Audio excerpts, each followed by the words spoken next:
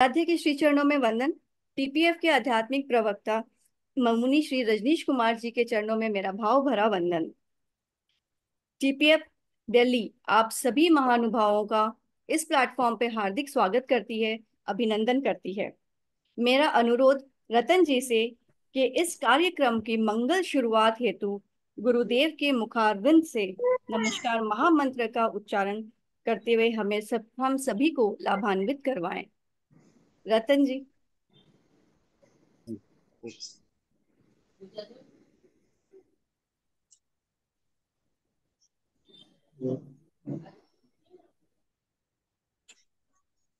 सावधान, एकाग्रता, तन्मयता, अपने आप को मंगलमय अनुभव करते हुए नमो अरहंताणम, नमो सिद्धाणम, नमो आयरियाणम, नमो उवज्झायाणम, इसे तो बोल दे कुल्लू। नमो लोए सव्वसाहूणम, एसो पंचणमोक्कारो सव्वपावपणासनो, मंगलाणं च सब्बेशिं पढ़मं हवइ मंगलम।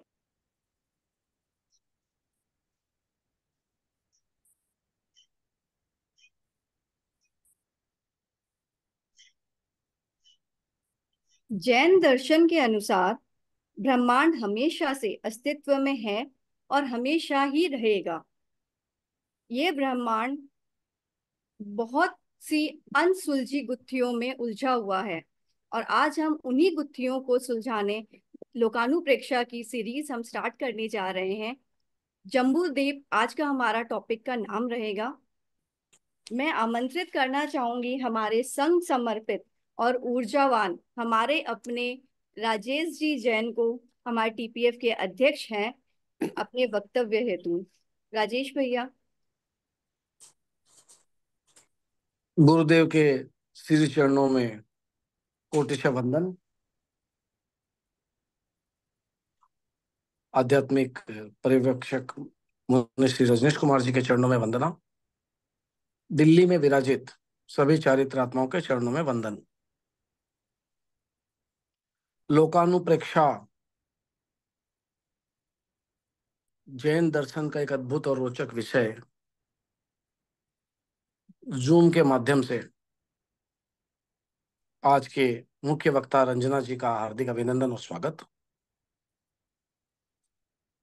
नॉर्थ जोन के प्रेसिडेंट विजय जी, मंत्री भरत भाई, वरिष्ठ उपाध्यक्ष जैन साहब नंदलाल जी, आर के खन्ना साहब और मेरे सभी सहपाठी और सभी श्रोता, आप सभी को भाव भरा भक्ति भरा वंदन।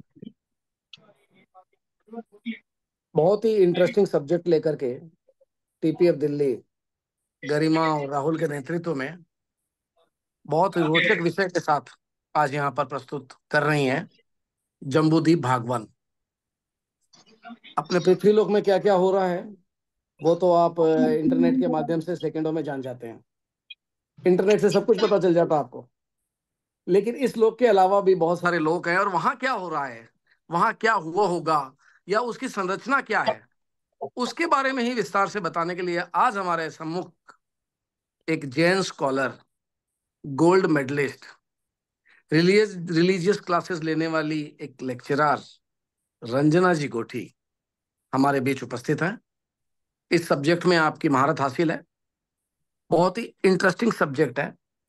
जिस तरह से हम लोग कोई थ्रिलर सस्पेंस फिल्म देखते हैं जिसमें हम जानने की कोशिश करते हैं कि आगे क्या हुआ, उसी तरह से जैन दर्शन और ब्रह्मांड में जैन दर्शन की फिलॉसफी क्या है, क्या क्या चीज अवेलेबल है, उनका क्या रूप है, उसके बारे में विस्तृत जानकारी लेकर के आई है रंजना जी। मैं आपका स्वागत और अभिनंदन अभिनंदन करते हुए ज्यादा समय नहीं लूंगा। मैं गुरुदेव से ब्लेसिंग्स मांगता हूं अपने इस प्रोग्राम की, कि इस प्रोग्राम को पूरे हिंदुस्तान ने, न केवल हिंदुस्तान से वरन पूरे विश्व से आने वाले समय में लोग जुड़ें और इस प्रोग्राम से ज्यादा लाभ लेने की कोशिश करें। एक बार फिर से आप सभी का बहुत बहुत धन्यवाद। Thank you very much. सादर जय जिनेन्द्र। ओवर टू यू गरिमा। बहुत बहुत धन्यवाद राजेश भैया, आपके वर्ड्स ना बहुत मोटिवेशनल होते हैं सबके लिए। Thank you so much. आमंत्रित करना चाहूंगी हमारे उपाध्यक्ष श्रेनिक जी जैन को। हमने जो पहले किया था 22 जनवरी को हमारा लोकानुप्रेक्षा का एक सेशन चला था, उसी का पुनरावर्तन के लिए मैं आमंत्रित करती हूँ श्रेनिक भैया को। श्रेनिक भैया।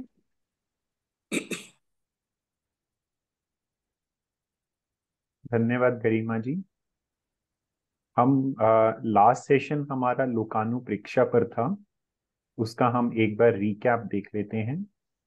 लोकानुप्रेक्षा अपने आप में दो शब्दों को मिलाकर बना है, लोक एवं अनुप्रेक्षा। इस शब्द का अगर हम अर्थ निकालें तो मतलब होगा लोक के बारे में चिंतन करना, लोक के बारे में अनुचिंतन करना। अनुप्रेक्षा में 12 प्रकार समाहित हैं, जिसमें से लोक एक प्रकार है।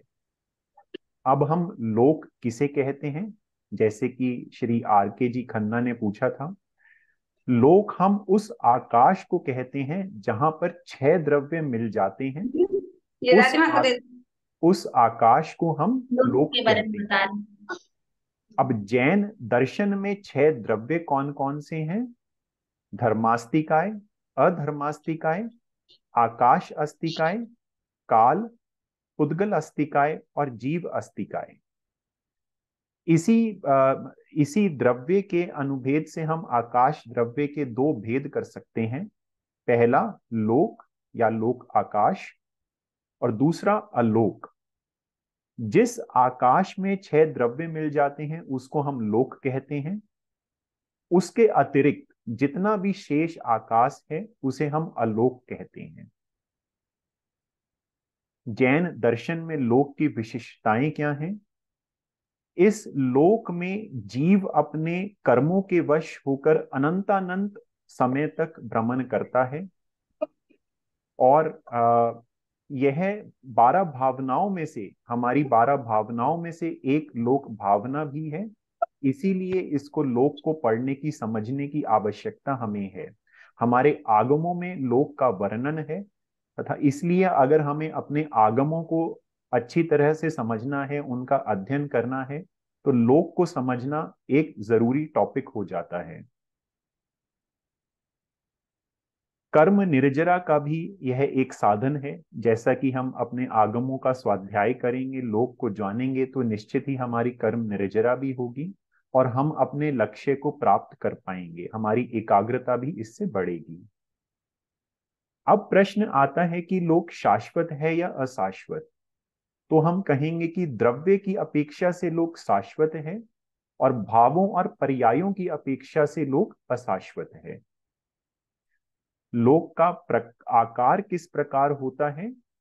अगर एक मनुष्य अपनी टांगे फैलाकर अपने कमर पर दोनों हाथ रख ले तो कुछ इस प्रकार लोक का आकार होता है। अब लोक की डायमेंशंस क्या रहती हैं? लोक की ऊंचाई कुल 14 रज्जू है। लोक के मुख्यतः हम 3 भाग करते हैं। पहला भाग ऊर्ध्व लोक अथवा देवलोक हम कह सकते हैं, बीच का भाग मध्य लोक और नीचे का भाग अधोलोक। इन तीनों की डायमेंशंस भी दी गई हैं। ऊर्ध्व लोक 7 रज्जू से कुछ कम, मध्य लोक 1800 योजन और अधोलोक 7 रज्जू से कुछ अधिक। लोक का टोटल आकाश, यानी कि हम लोक का वॉल्यूम अगर जानने, क्योंकि ये 3 डायमेंशनल है, तो लोक का वॉल्यूम अगर हम देखें तो 343 घन रज्जू हम कहते हैं। रज्जू एक बड़ा नाप है जिसमें कि असंख्यात योजन समाहित होते हैं। योजन एक 4 कोस को हम एक योजन कहते हैं। मध्य लोक को हम त्रस नाड़ी भी कहते हैं। यह लोक के मध्य है। त्रस नाड़ी एक रज्जु लंबी और एक रज्जु चौड़ी है। यहाँ पर त्रस जीव पाए जाते हैं, इसीलिए इसका नाम त्रस नाड़ी है। श्रेणिक जी, जी रंजना जी। यहाँ आप करेक्शन कीजिए, त्रस नाड़ी मध्य लोक को त्रस नाड़ी नहीं कहते हैं, वह पूरे ओके, लोक में है। अच्छा, ओके, इसे ठीक आप है, जी एक बार और ध्यान दे लीजिए, रिपीट कर लीजिए। ठीक है, ठीक है। और एक चीज और बोलना चाहती हूँ, आपने कहा ऊर्ध्व लोक का, जब अपने कर रहे थे तो आपने ये कहा इसे हम स्वर्ग लोक भी कह सकते हैं, पर इसे हम देवलोक। सिर्फ स्वर्ग स्वर्ग लोक, देवलोक सिर्फ वह नहीं कह सकते हैं, क्योंकि जैन दर्शन ये मानता है कि उस एकदम सबसे ऊपर सिद्ध सिद्ध भगवान लोक, सिद्ध, विराजमान है। जी जी, जी तो जी इसलिए जी आप इसे सिर्फ देवलोक से मत जोड़िए, इसे जी ऊर्ध्व लोक ही कहिए। जी जी जी, जी। अब आगे चलिए।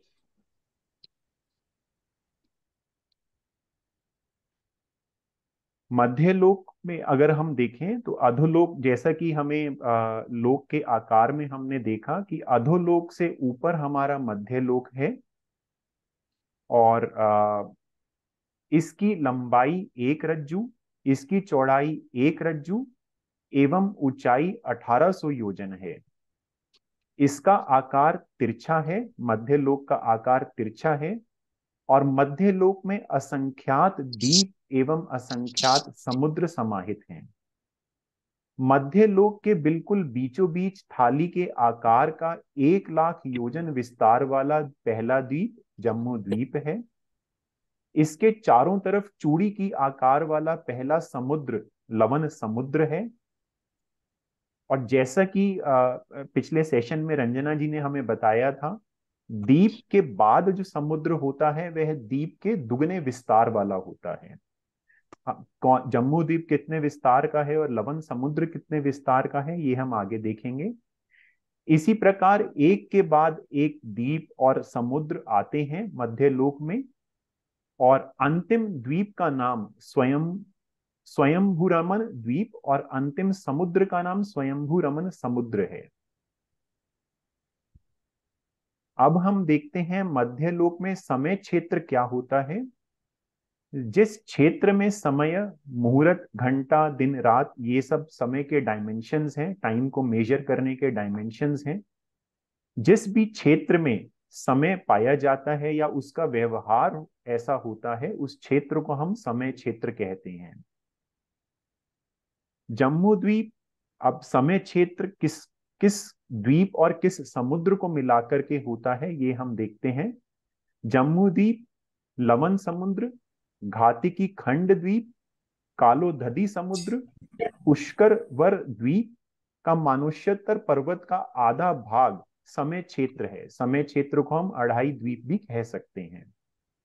समय क्षेत्र का कुल विस्तार 45 लाख योजन है। इस अढ़ाई द्वीप में मनुष्य पाए जाते हैं, एवं अथवा हम ये कहें कि इस अढ़ाई द्वीप के आगे मनुष्य नहीं होते।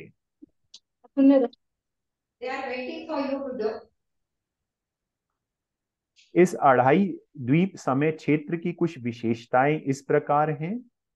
यहाँ पर 63 सलाका पुरुष होते हैं, जिनमें से 24 तीर्थंकर होते हैं, और समय क्षेत्र में एक समय पर 170 तीर्थंकर हो सकते हैं अढ़ाई द्वीप में।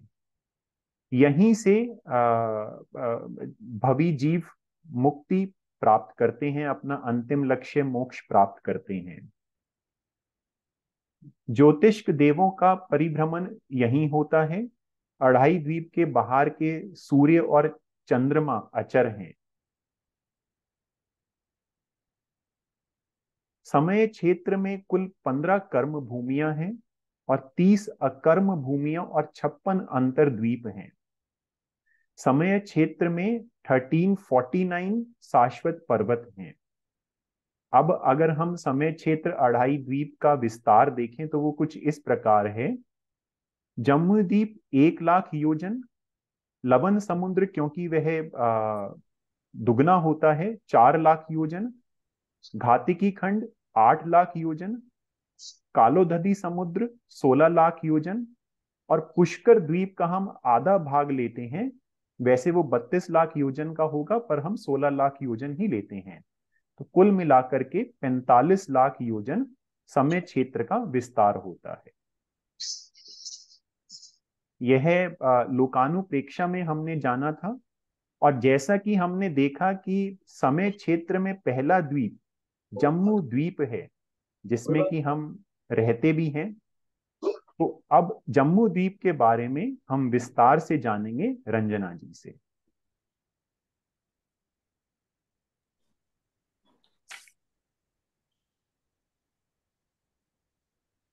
पंच परमेष्टि को नमन। परम श्रद्धे आचार्य प्रवर के श्री चरणों में सभक्ति वंदना।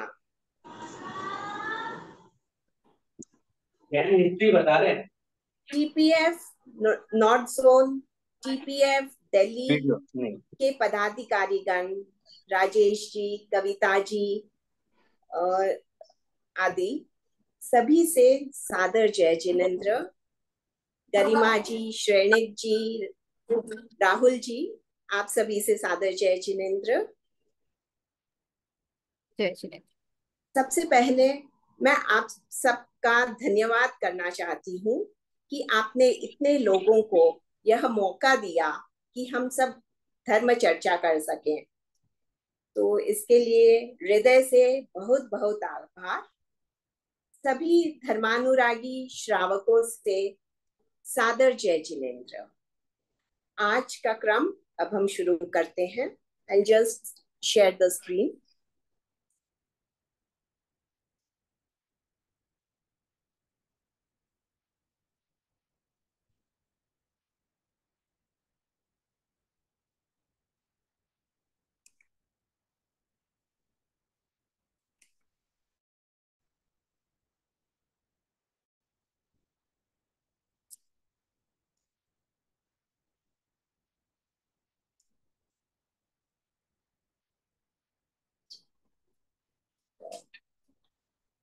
पीपीटी दिख रहा है?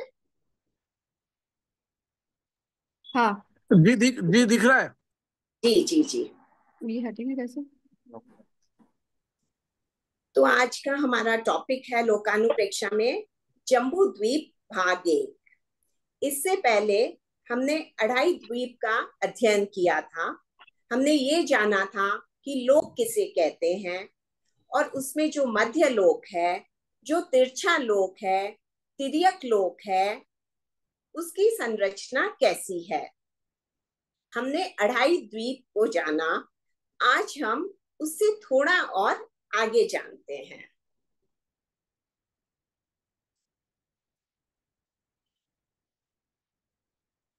आप लोगों को मैंने जम्बू द्वीप बताया था, लवन समुद्र बताया था, धातकी खंड द्वीप बताया, कालोदधी समुद्र बताया था और पुष्कर वर द्वीप दिखाया था।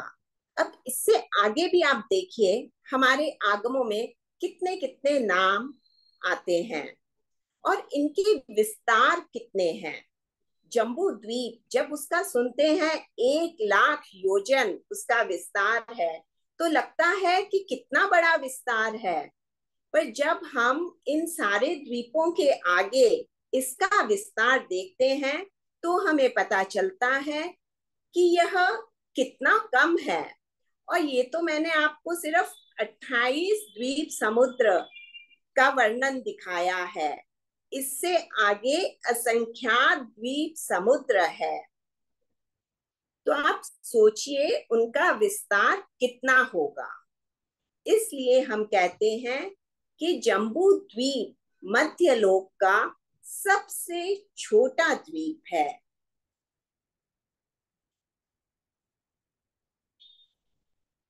आइए तो आज प्रारंभ करते हैं जम्बू द्वीप की चर्चा। डिस्टरबेंस हो रहा है। I think you should mute everyone. Garima ji. मध्य लोक के असंख्य द्वीप समुद्रों में बीचों बीच जम्बू द्वीप स्थित है।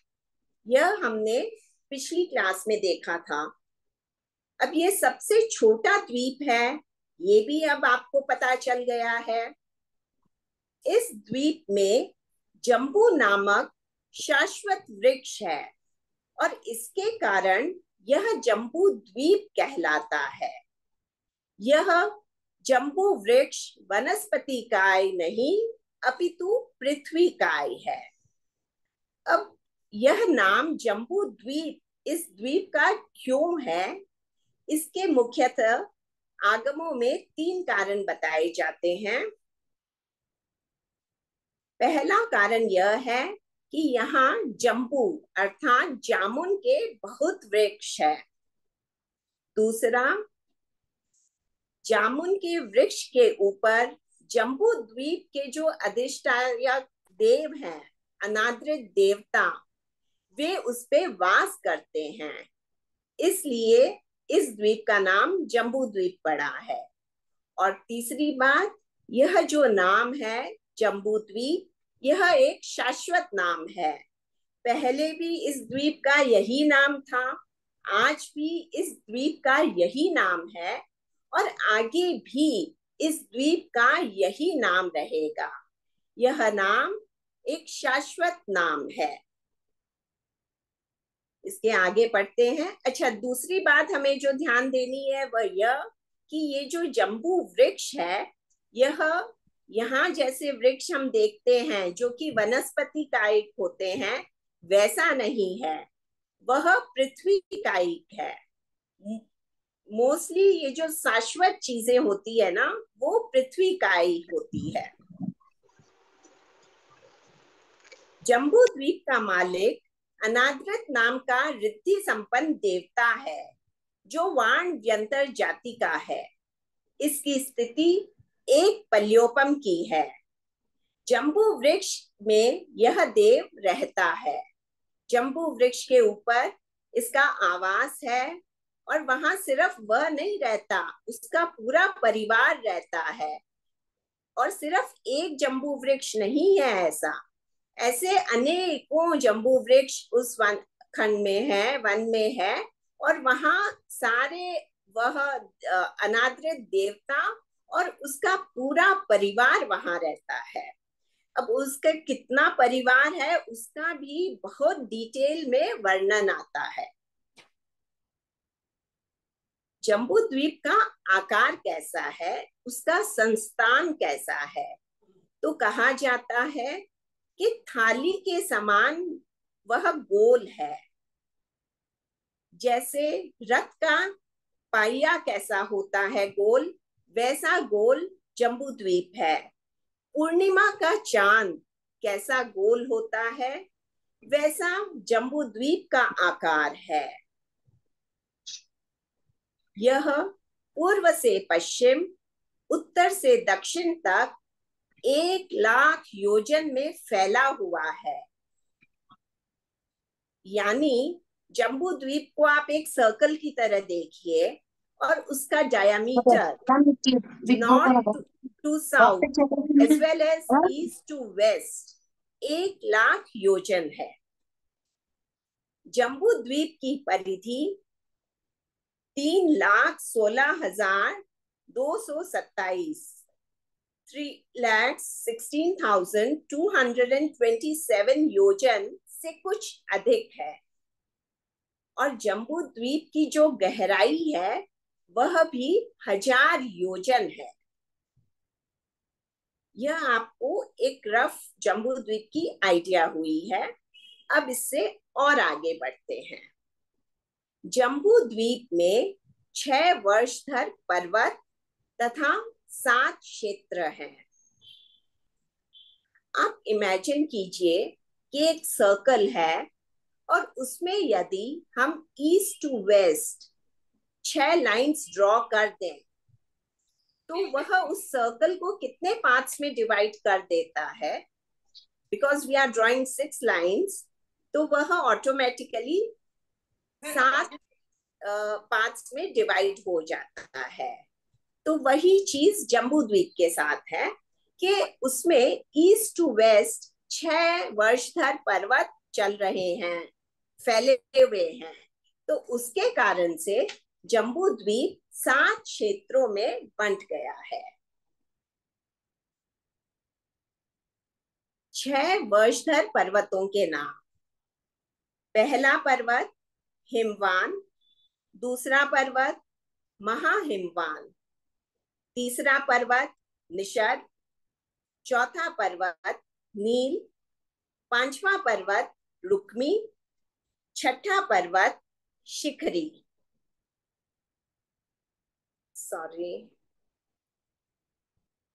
वर्ष अर्थात क्षेत्र। क्षेत्रों की मर्यादा करने वाले पर्वत वर्षधर पर्वत कहलाते हैं। यह 6 वर्षधर पर्वत पूर्व से पश्चिम तक चलते हुए दोनों तरफ से लवण समुद्र को छूते हुए जम्बू द्वीप को 7 क्षेत्रों में बांटते हैं। हमने पिछली बार देखा था कि जम्बू द्वीप को घेरे हुए पूरा लवण समुद्र है। तो जब पर्वत ईस्ट टू वेस्ट पूरे जम्बू द्वीप में फैले हुए हैं तो उनके दोनों साइड्स में लवण समुद्र आ जाता है। और वर्ष कहा जाता है क्षेत्र को, क्योंकि इन पर्वतों से इस क्षेत्र की मर्यादाएं होती है, एक एक क्षेत्र विभाजित होता है, इसलिए इन 6 पर्वतों को वर्षधर पर्वत कहा जाता है। अब हम देखते हैं 7 क्षेत्रों के नाम। पहला भरत क्षेत्र, यह काफी कॉमन है, आपने हमने सबने सुन रखा है। अब दूसरा क्षेत्र है हेमवय क्षेत्र, तीसरा क्षेत्र है हरिवय क्षेत्र, चौथा क्षेत्र है विदेह क्षेत्र। इसके बारे में भी हम लोगों ने काफी बार सुना है, महाविदेह महाविदेह। तो वह क्या होता है वह भी हम आगे वाली क्लासेस में जानेंगे।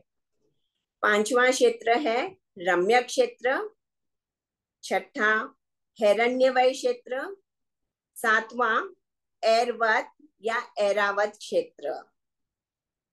अब जब हम बुक्स में इन्हें पढ़ते हैं तो जैसे यहाँ हेमवय लिखा हुआ है, कई बुक्स में हेम वर्ष भी लिखा हुआ मिल जाता है। थोड़ी थोड़ी भिन्नता मिलती है, पर उससे कंफ्यूज नहीं होना चाहिए, समझ लेना चाहिए कि यही क्षेत्र है। भरत क्षेत्र से विदेह क्षेत्र तक इन वर्षधर पर्वतों का और क्षेत्रों का विस्तार दुगुना होता गया है। फिर विदेह क्षेत्र से अंतिम ऐरवत क्षेत्र तक यह आधा आधा होता गया है। अब हम आगे इस चीज को समझते हैं कि यह कैसे हुआ।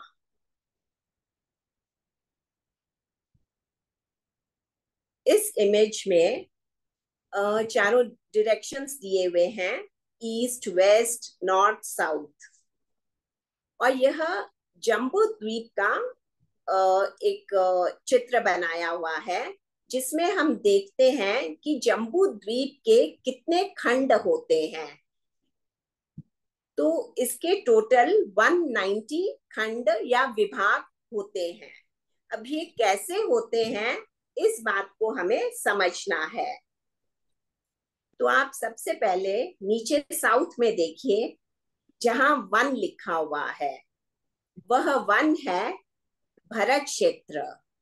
1 का अर्थ यह हुआ कि 190 जो विभाग है उसमें से सिर्फ वह एक विभाग है। जैसे 1 लाख योजन का जम्बू द्वीप है, यदि आप साउथ टू नॉर्थ या north to south line draw करें, इसका डायमीटर देखें तो वह 1 लाख योजन है। अब उस 1 लाख योजन को यदि हम 190 खंडों में डिवाइड करते हैं तो वह कैसे डिवाइडेड है जम्बू द्वीप में, इस बात पे हम चर्चा कर रहे हैं। और उसका एक पार्ट कितना है, तो उसका एक पार्ट उतना है जितना कि हमारा पूरा भरत क्षेत्र है। और वह भरत क्षेत्र कितना हुआ? तो वह उतना होगा 1 लाख डिवाइडेड बाय 190। तो हम यह देखते हैं कि सबसे पहले एक नंबर साउथ में जो लिखा हुआ है वहां हमारा भरत क्षेत्र है, वह जम्बू द्वीप का एक खंड है। उसके ऊपर नेक्स्ट दूसरा वर्षधर पर्वत आता है। वह वर्षधर पर्वत है हिमवान पर्वत। हिमवान पर्वत भरत क्षेत्र से डबल है, तो वह जो खंड है वह 2 है। उसके बाद क्योंकि हमने पढ़ा था कि एक के बाद दूसरा डबल होता जाता है, तो इसलिए 1 के बाद 2 हुआ। अब 2 के बाद 4 है। 4 जो भरत क्षेत्र के बाद नेक्स्ट क्षेत्र है हेमवय क्षेत्र, वह है, दैट इज इक्वल टू 4 खंड्स। इसके बाद अगला वर्षधर पर्वत है जो है महाहिमवान पर्वत। तो महाहिमवान पर्वत 8 खंडों का है। 8 खंडों के बाद अगला जो क्षेत्र है वह 16 खंडों का है और वह है हरिवय क्षेत्र। इसके बाद अगला पर्वत है वह 32 खंडों का है, वह है निषद पर्वत। और इसके बाद जहां 64 लिखा है, जहां इतनी सारी लाइंस ड्रॉ की हुई है, वह सारा जो स्थान है वह है महाविदेह क्षेत्र। इसका वैसे नाम विदेह क्षेत्र है, परंतु क्योंकि ये सबसे ज्यादा खंडों से बना हुआ है 64, इसलिए इस जगह को महाविदेह क्षेत्र कहा जाता है। इस महाविदेह क्षेत्र के भी 4 पार्ट्स होते हैं जो हम आगे देखेंगे। अब इस महाविदेह क्षेत्र से और आगे बढ़ते हैं तो इसके बाद अगला पर्वत आता है, वह पर्वत है नील पर्वत। नील पर्वत क्योंकि महाविदेह क्षेत्र तक सब चीजें बढ़ रही है, उसके बाद पुनः कम होनी शुरू हो जाती है, तो यह 32 खंडों का बना हुआ है। इसके बाद अगला क्षेत्र आता है, वह 16 खंडों का बना हुआ है, इसे कहते हैं रम्य क्षेत्र।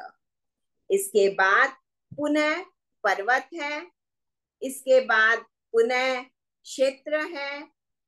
ऐसे करते करते लास्ट में जो क्षेत्र आता है वह एरवत क्षेत्र है और उसका खंड 1 है।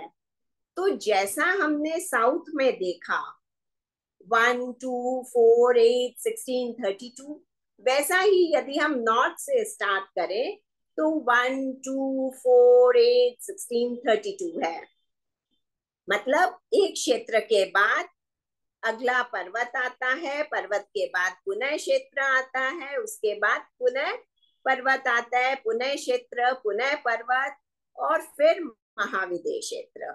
और जो क्षेत्र है उससे उसके बाद वाला जो पर्वत है वह उससे डबल है, फिर उस पर्वत से उसके बाद वाला क्षेत्र पुनः डबल है, उसके बाद वाला पर्वत पुनः उस क्षेत्र से डबल है। तो यह क्रम चलता है। अब आप 1, 2, 4, 8, 16, 32 प्लस 64 और पुनः 32, 16, 8, 4, 2, 1 इन सबको जोड़िए और देखिए कि कितना टोटल आता है। किसी के पास भी मोबाइल या वैसे है, मैन्युअली भी अगर आप कर सकें तो उसमें बताइए चैट बॉक्स में कितना है, या आप अनम्यूट कर सकें तो बताइए। 190। जी, तो यह 190 खंड से जम्बू द्वीप बना हुआ है। यह आप लोगों के क्लियर हुआ? नहीं, जी जी, इससे आगे चलते हैं, इसी चीज को पुनः एक बार देखते हैं। अब इसमें आप देखिए, सबसे नीचे लिखा हुआ है लवण समुद्र। लवण समुद्र जम्बू द्वीप को घेरे हुए है।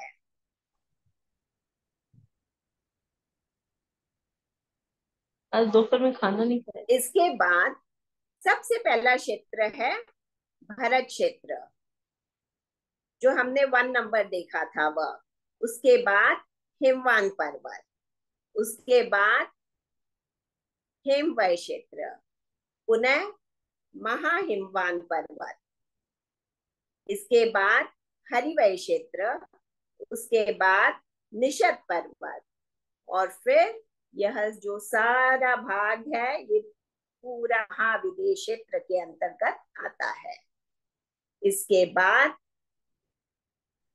नील पर्वत, उसके बाद रम्यक वर्ष, इसके बाद रुक्मी पर्वत, फिर हिरण्यवय, उसके बाद शिखरी पर्वत, और एकदम लास्ट में ऐरावत।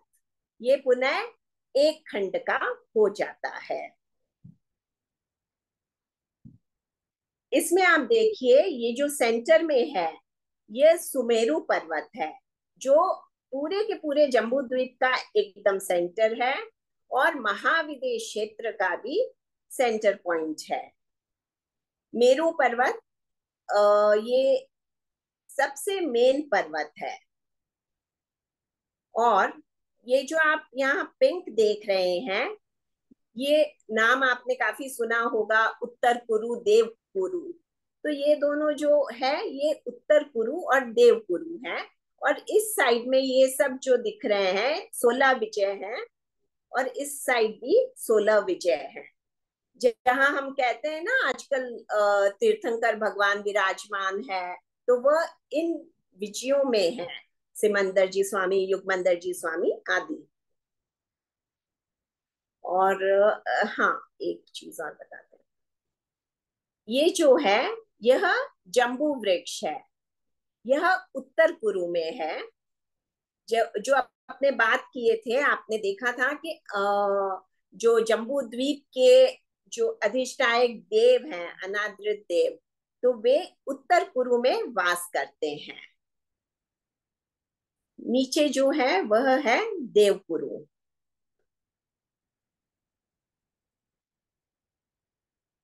अब हम इससे आगे बढ़ते हैं।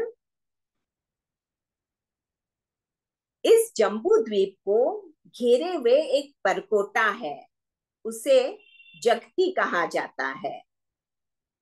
जगती का माप, ऊंचाई जो है वह 8 योजन है, चौड़ाई मूल में 12 योजन है, मध्य में 8 योजन है, और ऊपर में 4 योजन है।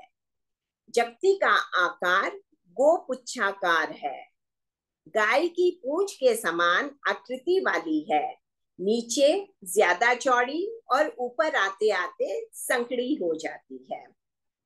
तो चलिए पुनः एक बार देखते हैं। इसमें तो है, आपको मैं आगे दिखाती हूँ, एक बार हम इसे पढ़ लेते हैं। इस दीवार जगती के चारों दिशाओं में 4 द्वार हैं। पूर्व में विजय द्वार, दक्षिण में वैजयंत द्वार, पश्चिम में जयंत द्वार, और उत्तर में अपराजित द्वार। यह जम्बू द्वीप को घेरे हुए सब तरफ से एक बाउंड्री वॉल चलती है, जिसे जगती कहा जाता है जैन आगमों में। और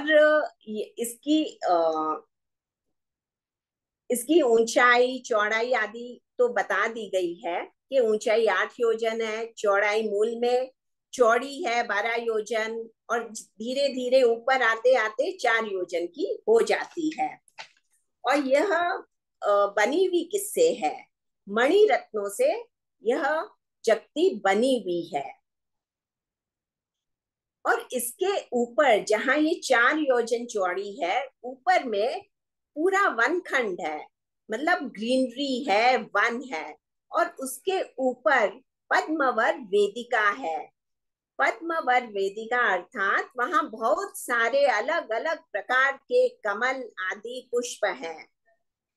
तो वह बहुत सुंदर है। वहां पे बीच बीच में स्थानों में बैठने की व्यवस्था भी है।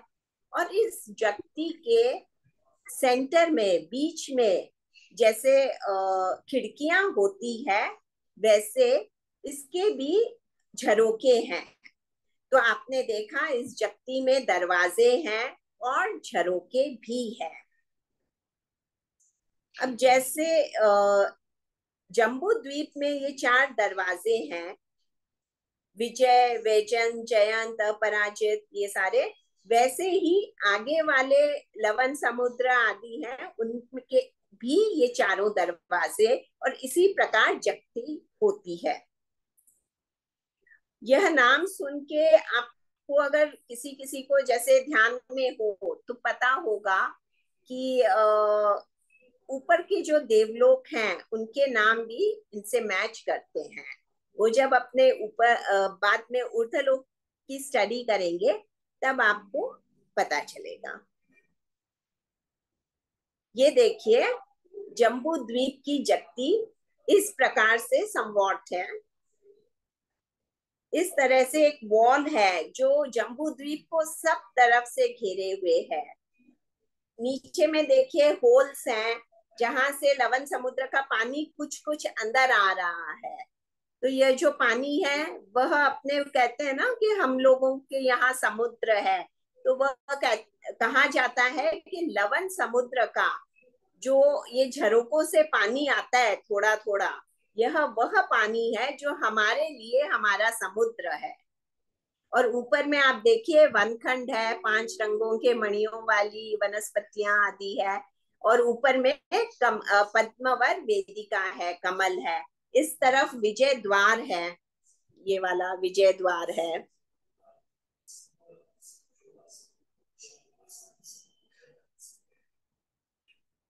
अब हम देखते हैं जम्बू द्वीप के पर्वतों में कौन से ग्रह हैं और वहां से कौन सी नदियां निकलती हैं, किनका उद्गम होता है। तो सबसे पहला जो पर्वत है वह हिमवान पर्वत है। हिमवान पर्वत में पद्मद्रय है और पद्मद्रय से 3 नदियां निकलती हैं। पहला गंगा, दूसरा सिंधु और तीसरी रोहितांशा। यह जो पद्मद्रय है यह कितना विशाल है, यह 1000 योजन लंबा है और 500 योजन चौड़ा है। और इसकी जो अधिष्ठायक देवी है वह श्री देवी है। श्री देवी पद्मद्रय में वहां वास करती हैं। वहां भी कमल हैं और वे कमल पृथ्वी टाइप होते हैं। और वहां जो श्री देवी है उनका भवन है और वह भी अनेक कमलों में, अनेक भवनों में उनका पूरा परिवार वहां वास करता है।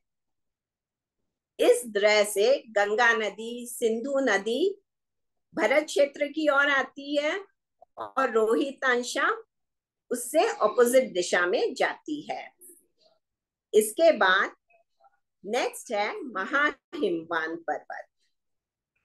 महाहिमवान पर्वत, वहां महापद्मद्रय है। पद्मद्रय से इसकी लंबाई और चौड़ाई डबल हो गई है। लंबाई 2000 योजन और जो चौड़ाई है वह 1000 योजन। उसकी अधिष्ठायक देवी का नाम है री देवी और वहां से जो नदियां निकलती है उनका नाम है रोहिता और हरिकांता। ये जो सारी नदियां मैं बता रही हूँ इन्हें महानदियां माना गया है। जम्बू द्वीप की 14 महानदियां। इसी प्रकार निषद पर्वत में तिगिंच द्रय है, जिसकी देवी धृति देवी है। यह महापद्मद्रय से भी डबल हो गया है, तो इसकी लंबाई 4000 योजन और इसकी जो चौड़ाई है वो 2000 योजन है। इससे हरी सलीला और सीतोदा नदी निकलती है। इसके बाद नील पर्वत, केशरी द्रय वहां का, और उसकी अधिष्ठायक देवी कीर्ति देवी। यहाँ से सीता और नारीकांता नदियां निकलती हैं। एक मिनट आप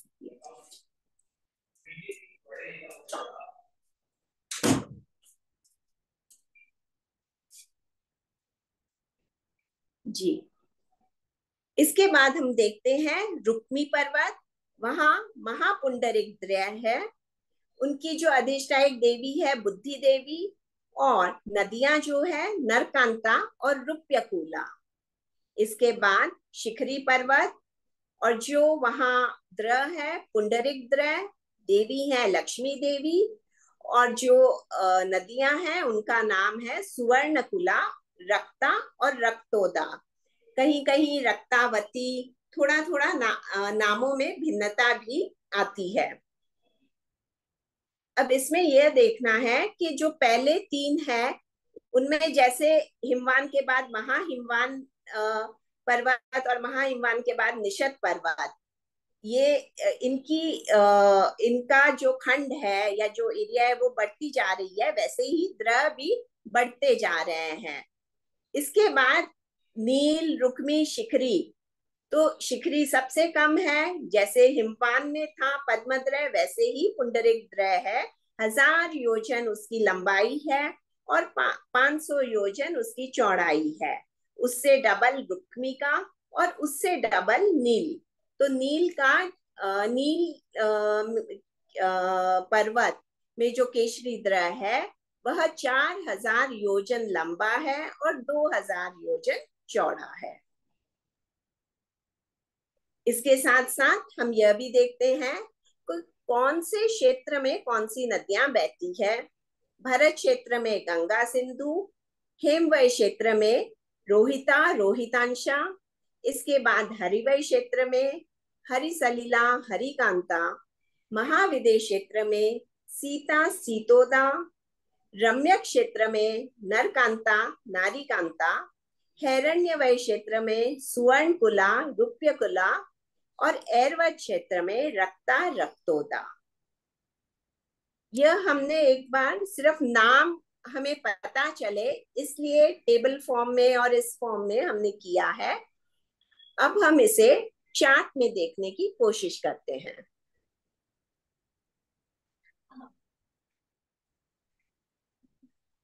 तो ये एनलार्ज व्यू आपको दिख रहा होगा। इसमें आप देखिए सबसे नीचे पद्मद्रय है जो हिमवान पर्वत में है। भरत क्षेत्र में 2 नदियां आती है, गंगा नदी और सिंधु नदी, जो पद्मद्रय से शुरू होके भरत क्षेत्र से होती हुई लवण समुद्र में चली जाती है। पद्मद्रय से एक और नदी निकलती है जिसका नाम है रोहितांशा नदी। इसी प्रकार अगला जो द्रय है महापद्मद्रय। महापद्मद्रय से एक नदी जो निकलती है उसका नाम है रोहिता नदी, जो हिमवन क्षेत्र में बहती है, और दूसरी नदी जो है वह है हरिकांता नदी। यह हरिवर्ष क्षेत्र में बहती है। इसी प्रकार तीसरा जो द्रय है इसका नाम है तिगिंच द्रय। इससे एक नदी हरिवर्ष क्षेत्र में हरिल सलीला नदी आती है और दूसरी महाविदेश क्षेत्र में, ये देखिए इस प्रकार बहती हुई लवण समुद्र में जाती है, जिसका नाम है सीतोदा नदी। इसी प्रकार हम ऊपर की ओर चलते हैं। यहाँ पे देखते हैं एरवा क्षेत्र, और यहाँ इसके ऊपर जो द्रय है शिखरी पर्वत में, उसका नाम है पुंडरिक द्रय। पुंडरिक द्रय से दो नदियां निकलती हैं, रक्ता नदी और रक्तोदा नदी, जो एरवा क्षेत्र में बहती है। इसके साथ साथ एक और नदी का प्रारंभ यहीं से होता है, जिसका नाम है सुवर्णकुला। इसके बाद आप देखिए अगला जो द्रय है वह है महापुंडरिक द्रय। महापुंडरिक द्रय से पुनः दो नदियां निकलती हैं। पहली नदी हिरण्यवत क्षेत्र में जाती है, रूप्यकुला नदी, और दूसरी नदी रम्य क्षेत्र में जाती है, जिसका नाम है नरकांता नदी। अब जो तीसरा द्रय है केशरी द्रय, इससे भी दो नदियां निकलती हैं।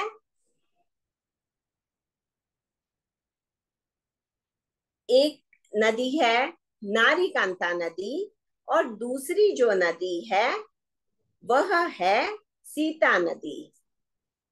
तो ये जो सीता नदी और सीतोदा नदी है, ये महाविदेश क्षेत्र में बहती हैं। इनका वर्णन काफी आता है। तो स्पेशली सीता और सीतोदा नदी, और इसके साथ साथ गंगा और सिंधु नदी, क्योंकि गंगा इन नदियों को बहुत पवित्र माना जाता है, और ये शाश्वत नदियां हैं। कभी भी ये पूरी की पूरी विलीन नहीं होती, पूरी की पूरी कभी भी सूखती नहीं है।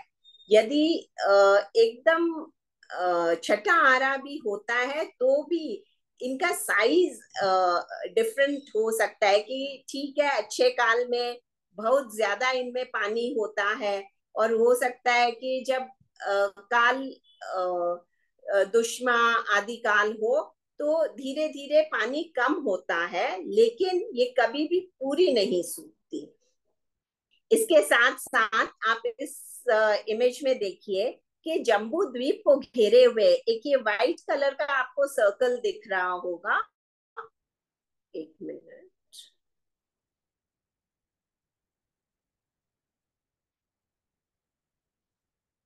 ये जो व्हाइट कलर का आपको यहाँ पे पूरे में सर्कल दिख रहा है, ये इसे जगती कहते हैं।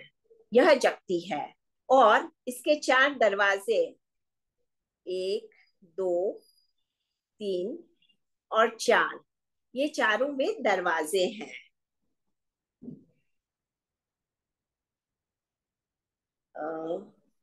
इसके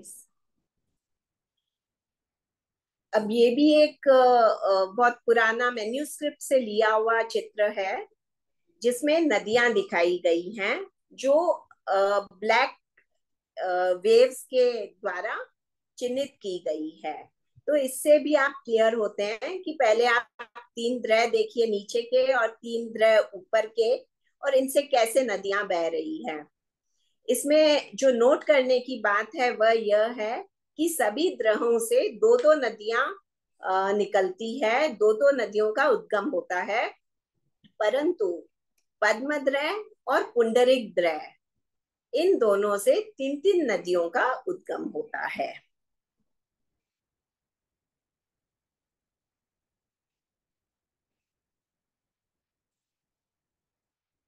अब नदियों के बारे में हमारी चर्चा पूर्ण हुई। इसके बाद हम देखते हैं कि जम्बू द्वीप में और क्या है। तो जम्बू द्वीप में 269 शाश्वत पर्वत हैं। इनमें से पहला पर्वत मेरू पर्वत या सुमेरु पर्वत हमने देखा, 6 वर्षधर पर्वत हमने देख लिए। इसके बाद 4 नाभिगिरी या वृत्त वैताग्य पर्वत इन्हें कहते हैं, शब्दापाती, गंधापाती, विकटापाती और माल्यवंत, ये कहाँ है यह हम देखते हैं। तो यह देखिए,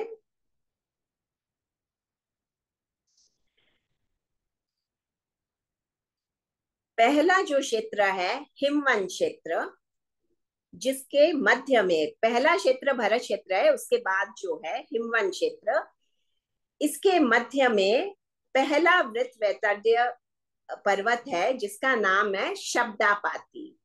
इन पर्वतों को वृत्त इसलिए कहा जाता है क्योंकि यह गोल है, और वैताड्य इसलिए क्योंकि ये काफी विशाल है, और यह इस क्षेत्र को, हिमवंत क्षेत्र को दो भागों में बांटता है, क्योंकि ये एकदम सेंटर में है। तो इसलिए इन पर्वतों को वृत्त वैताड्य पर्वत कहा जाता है। इसके बाद इससे आगे जो स्थान है हरिवय क्षेत्र, वहां दूसरा विकटापाती है।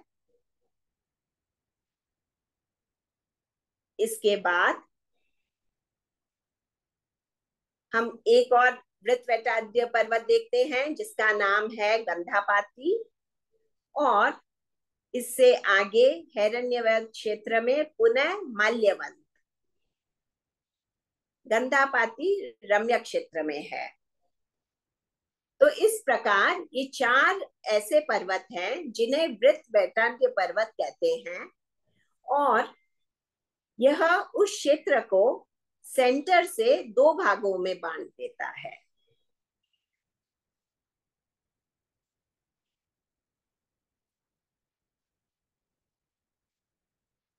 इसके बाद 34 दीर्घ वैताड्य पर्वत, 16 वक्षस्कार पर्वत, 4 यमक समक चित्र विचित्र पर्वत, 4 गजदंता पर्वत और 200 कंचनगिरी पर्वत।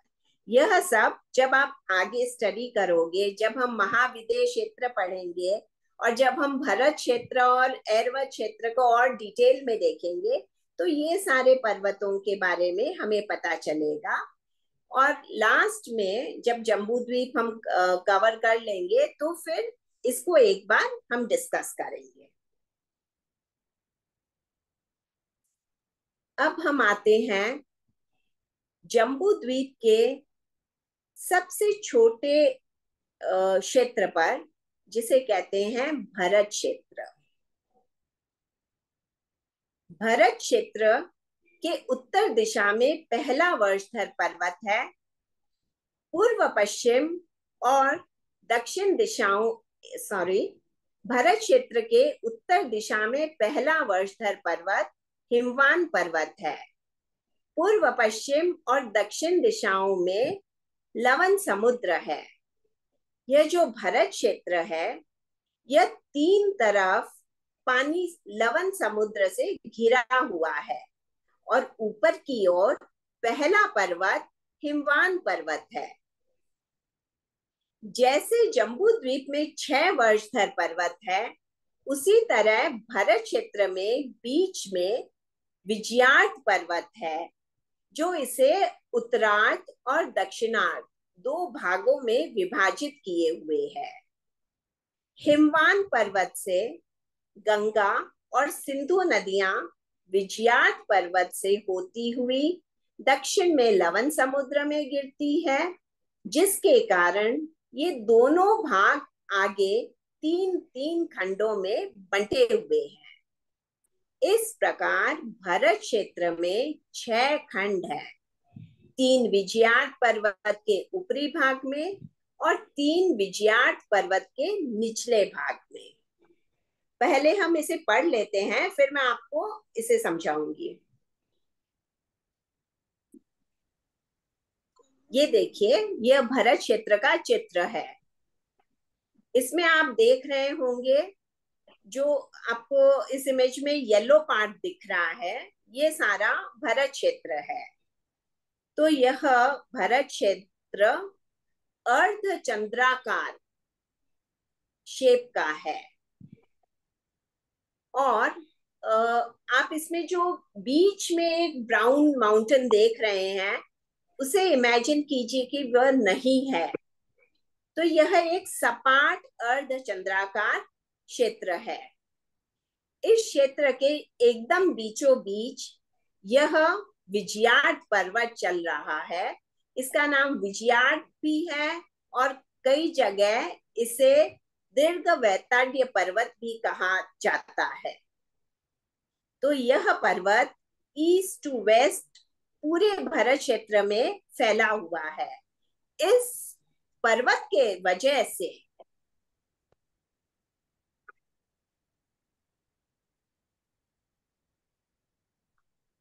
इस पर्वत की वजह से यह भारत क्षेत्र दो भागों में बंट गया है। यह दक्षिणार्ध भारत क्षेत्र है और यह उत्तरार्ध है। आधा उत्तर की साइड और आधा दक्षिण की साइड। इसके साथ साथ यह जो पद्मद्र है, इससे दो नदियां निकलती हैं, एक गंगा नदी और दूसरी सिंधु नदी। तो गंगा नदी और सिंधु नदी के कारण से इस भारत क्षेत्र के 6 डिविजन्स हो गए हैं, 1 2 3 4 5 और 6। तो हम जो पढ़ते हैं ना कि भारत क्षेत्र 6 खंडों का है, तो 6 खंड यह है।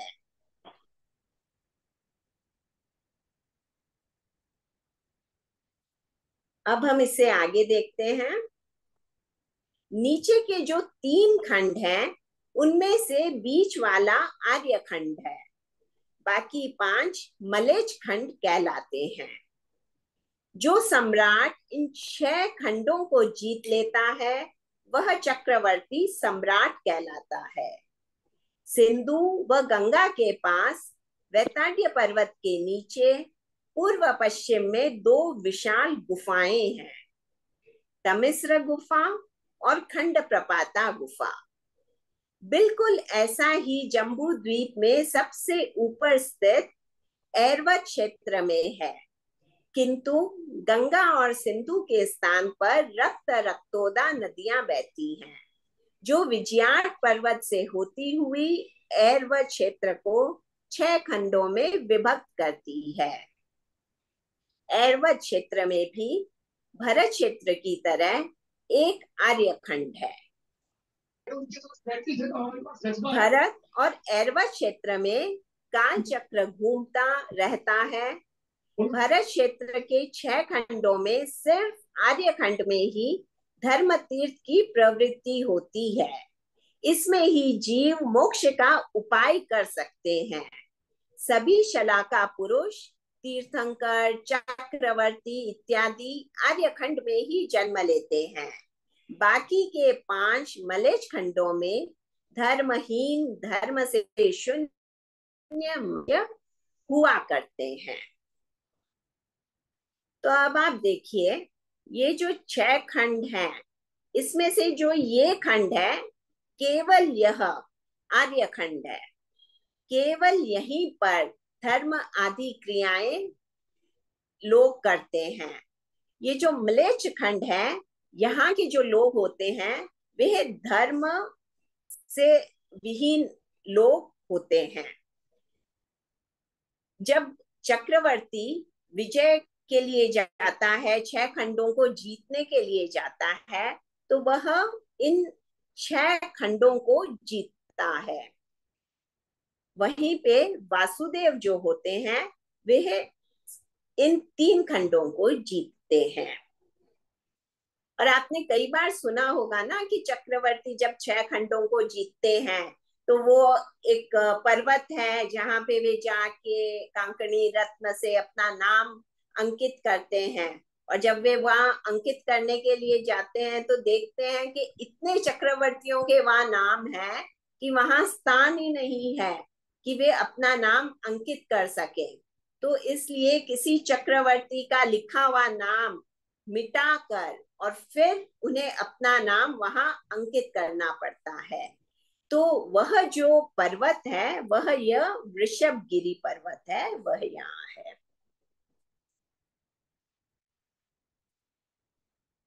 और जी,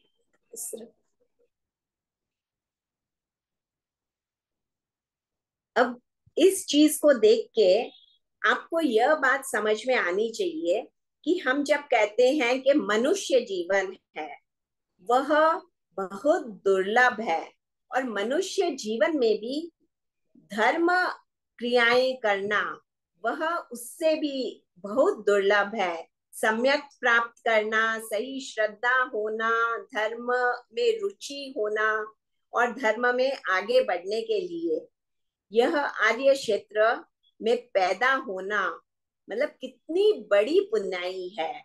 देख लीजिए कि लोग भरत क्षेत्र में भी जन्म ले लेते हैं, तो भी इस 6 खंडों में से 5 खंड जो है वे मलेच्छ खंड है। इसी प्रकार जैसे भरत क्षेत्र में रचना है, वैसे की वैसी रचना ऊपर ऐरवत क्षेत्र में है, क्योंकि दोनों एक खंडी है।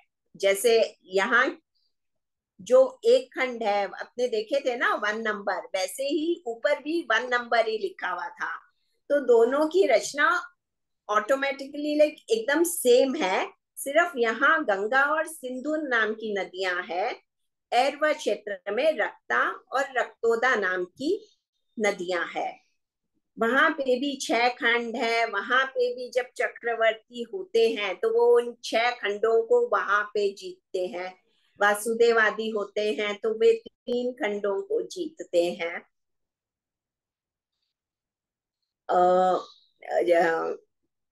गरिमा जी, क्लास आगे और चलाऊं या कैसे, टाइम के हिसाब से बताइए।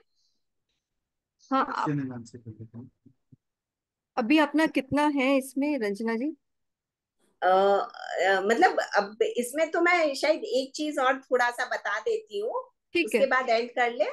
ठीक है, ठीक है, बिल्कुल बिल्कुल। हाँ, तो ये गुफाओं और के बारे में फिर नेक्स्ट सेशन में ले लेंगे, बिल्कुल बिल्कुल। क्योंकि विजयात पर्वत का भी काफी थोड़ा वर्णन है तो उसमें टाइम लगेगा। तो अगर जी, अपने को एंड करना है तो फिर वो स्टार्ट नहीं करती हूँ।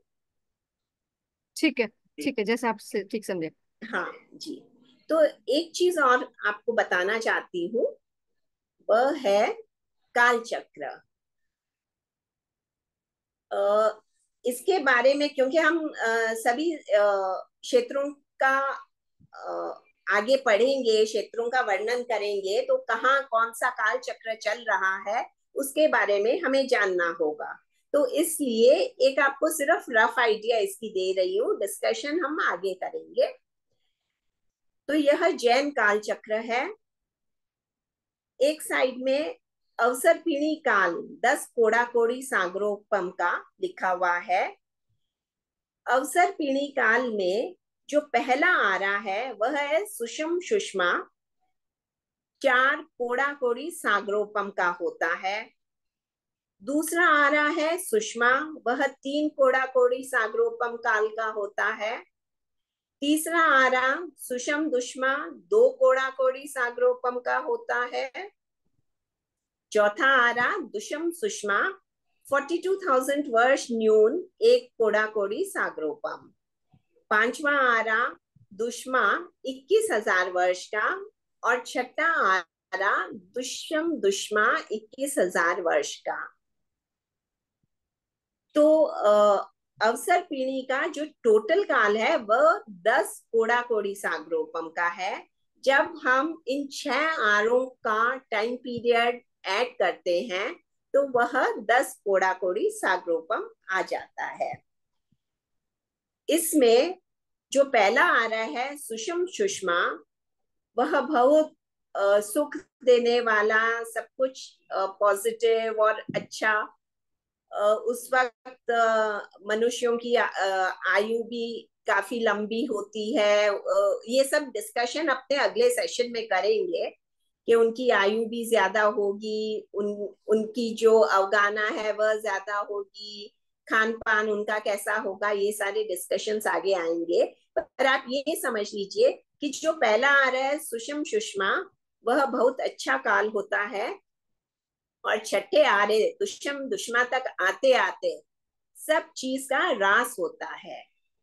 इसके बाद पुनः पहला आरा आता है, जिसका ये जो पीरियड है, अब उत्सर्पिणी काल स्टार्ट हो जाता है।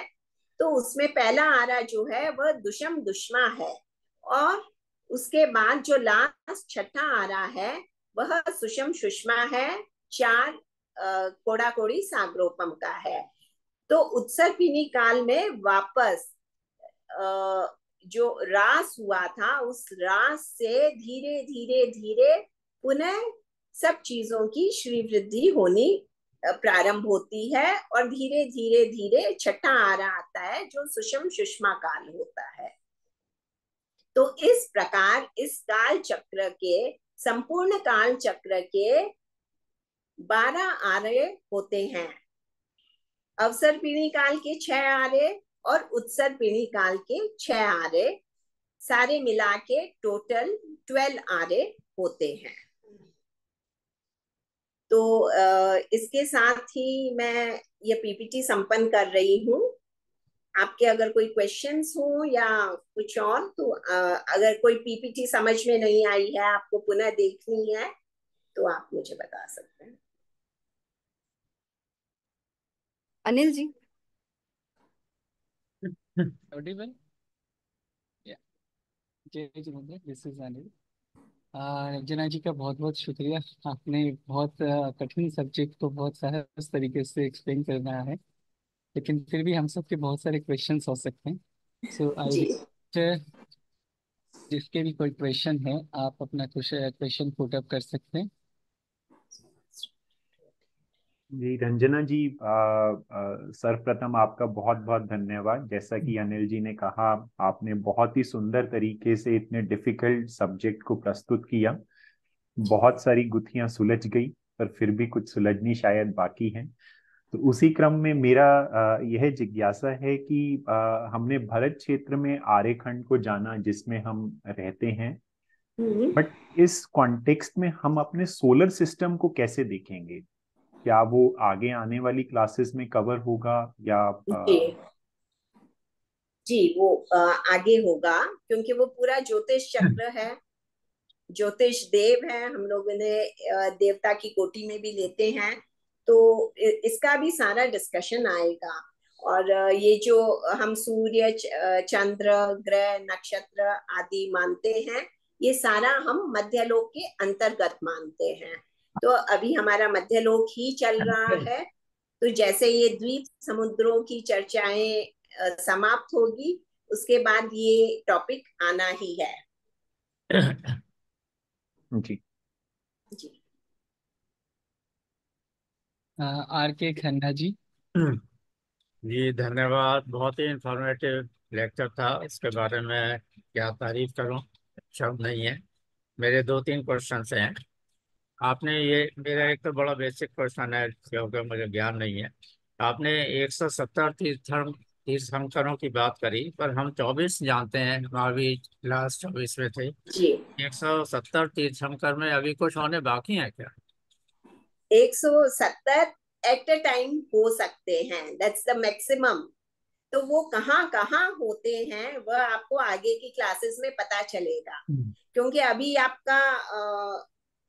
आपको इतनी नॉलेज है नहीं ना सारे क्षेत्रों की। तो हम जब इसे आगे पढ़ेंगे, उसके बाद जब आपको उन सारे क्षेत्रों की जानकारी हो जाएगी, तो वही आपको बताया जाएगा कि हमारे 170 तीर्थंकर जो उत्कृष्ट एक समय में हो सकते हैं, वे कहाँ कहाँ होते हैं। ये कौन से आगम में है जो सारा बता रही है? किसी इस आगम में ये सब ज्ञान है या सब में थोड़ा थोड़ा है? जी जैसे जम्बू द्वीप का है, तो जम्बू द्वीप प्रज्ञप्ति है, वह पूरी इसी का वर्णन है। इसके अलावा भी और कई आगमों में ये जो भूगोल का ज्ञान है, कॉस्मोलॉजी का पूरा ज्ञान है, ज्योतिष चक्र आदि का, सूर्य प्रज्ञप्ति, चंद्र प्रज्ञप्ति उन्हीं से रिलेटेड है। तो ऐसे अनेकों आगमों में ये चीजें भरी पड़ी है। जब आप आगमों का अध्ययन करेंगे, तो तब आपको इसकी महत्ता पता चलेगी कि आपने ये जो क्लासेस की है, इससे आपको उन सब को पढ़ने में कितनी सुविधा होगी, उसे समझने में। और मैं जो आपको करवा रही हूँ, मैं कोई आपको डिटेल्स नहीं करवा रही हूँ, मैं तो आपको बेसिक करवाऊंगी सिर्फ। डिटेल्स फिर आप खुद अपना आगमों को पढ़िए। जी मैंने शुरू किया, अभी 30 राग में मैं पढ़ रहा हूँ आगे। और जी दूसरा क्वेश्चन ये है कि आपने बताया एक आर्यखंड है और 5 मलेच्छ खंड है, जी तो हमारी धरती आर्यखंड में है क्या? जी आर्यखंड, हाँ, याद है। ठीक है जी, धन्यवाद। तो यही तो हमारे इम्पोर्टेंस, हमें उसके इम्पोर्टेंस का पता चले, क्योंकि हम सिर्फ जब भी धर्म करते हैं, धर्म आदि चर्चाएं करते हैं, उसके बारे में सुनते हैं, तो हम ये कह देते हैं अरे मनुष्य जीवन बहुत दुर्लभ है और हम लोगों को सही श्रद्धा हुई है। अरे सिर्फ मनुष्य जीवन मिलने से कुछ नहीं होता, उसके बाद जब आप इन स्थानों को जानेंगे ना, तब आपको पता। ये तो सिर्फ आप मध्य लोक का मतलब एक बिंदु भी नहीं बोल सकते, इतना कम जाना है। जब आप त्रिलोक को जानेंगे तो आपको पता चलेगा कि कितनी कितने स्थान, कितने कितने क्षेत्र हैं, और हम कितने सौभाग्यशाली हैं कि हमें यहाँ जन्म मिला है। तो इसका हम पूरा का पूरा लाभ कैसे उठाएं, इस पे हमें सोचना पड़ेगा। जी ये विचार मन में आता है कि हम इतने भाग्यशाली हैं, ऐसे कुल में जन्म लिया, सब कुछ। जी फिर भी नहीं, वो मन में आता है। और ये जो जैन कॉस्मोलॉजी आप पढ़ोगे और उसके बाद ये सेम जब विचार आएंगे ना, तब आप देखिएगा आपकी इंटेंसिटी कितनी बढ़ जाएगी, क्योंकि फिर आपको ज्ञान होगा उस चीज का कि कितने क्षेत्र हैं, कितने कितना मतलब आप सोच नहीं सकते, इतना बड़ा ये संसार है, और उसमें हमें इस जगह पैदा होने का मौका मिला है। आपने ठीक कहा, इंटेंसिटी जैसे जैसे बढ़ेगी वैसे मोह और भ्रम कम होगा। मोह और भ्रम बस हम भटक जाते हैं, सब कुछ जानते हुए भी। पर जी जैसे इंटेंसिटी बढ़ेगी तो वो मोह और भ्रम कम हो जाए। धन्यवाद। खन्ना जी, आपके इंटरेस्ट का आप बहुत बहुत अप्रिशिएट करते हैं हम, और रिस्पेक्ट भी करते हैं कि आप डिटेल में जानना चाह रहे हैं, पढ़ भी रहे हैं इस सब्जेक्ट को, हाँ, भी सीख ही रहे हैं तो आप। आप फिर रेगुलरली अटेंड करोगे ना, जी ये बात बताइए। हाँ, मैं रेगुलर तो कर। इंटरेस्टिंग लगा, जी क्योंकि यंग पीपल को तो हम लोगों को ज्यादा आवश्यकता है कि यंगस्टर्स इसे जाने, क्योंकि इसमें रिसर्च का बहुत ज्यादा मटेरियल है, जी और इसको आज के सब चीजों के साथ कैसे कोरिलेट करना। तो इसके लिए जितने यंगस्टर्स हैं वो सब यदि इन चीजों से जुड़े तो बहुत अच्छा हो सकता है। जी। अभी उन्होंने कहा कि मेरा प्रश्न है और क्यूरोसिटी बहुत है, तो जी बहुत पूर्व जन्मों के संस्कार होते हैं। मैं पहले धार्मिक था, गीता और रामायण बचपन से पढ़ी। मैं तो सनातन धर्म में हूँ। 15 साल से जब मैं ये अध्यात्म साधना केंद्र में गया, और स्वामी धर्मानंद जी जो मेरे आध्यात्मिक गुरु थे, अब नहीं है, वो ध्यान करा हम्म, रहे थे। जी एक जी घंटे के ध्यान के बाद मुझे ऐसा लगा कि मैं इसी जगह पे ही, this place belongs to me, I belong to this place. तब से महाप्रज्ञा जी की पुस्तकें पढ़ के, साधु साधियों के दर्शन करके थोड़ा बहुत इसमें सीखा है। अभी बहुत कुछ सीखना बाकी। और बहुत जन्म बहुत के कोई धन्यवाद। संस्कार है वो मैं कई बार जानना चाहता हूँ कि ऐसे कौन से किस जन्म के संस्कार थे जो मैं जैन धर्म में आया, और इतनी मुझे उत्सुकता है कि मैं जिज्ञासु हूँ। बहुत अच्छी बात है। इसे हमेशा इस लॉ को जगाया रखिएगा। और किसी का कोई क्वेश्चन है तो जरूर पुट अप करिए। अच्छा, रंजना जी, जय जिनेन्द्र।